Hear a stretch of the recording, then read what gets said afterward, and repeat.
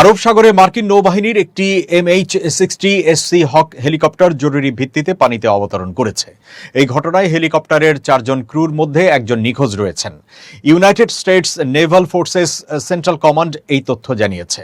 খবর আনাদোলু এজেন্সির। বুধবার প্রকাশিত এক বিবৃতিতে ন্যাভসেন্ট জানায়, 1 জুলাই যুক্তরাষ্ট্রের পূর্বাঞ্চলীয় সময় ভোর 3টা 30 মিনিটে মোতায়েন থাকা MH-60SC হক হেলিকপ্টারটি জরুরি পরিস্থিতিতে আরব সাগরে পানিতে অবতরণ করে। ন্যাভসেন্ট জানায়, এই জরুরি অবতরণের পেছনে কোনো শত্রুপক্ষের হামলার ইঙ্গিত পাওয়া যায়নি। হেলিকপ্টারের 4 সদস্যের মধ্যে 3 জনকে উদ্ধার করে বিমান বাহিনী রণতরী USS জর্জ H.W. বুশে নেওয়া হয়েছে এবং তারা স্থিতিশীল অবস্থায় রয়েছেন। বর্তমানে নিখোঁজ ক্রু সদস্যকে উদ্ধারে অঞ্চলে মোতায়েন মার্কিন নৌবাহিনীর বিভিন্ন ইউনিট তল্লাশি অভিযান চালাচ্ছে। একই সঙ্গে দুর্ঘটনার কারণ তদন্ত করা হচ্ছে।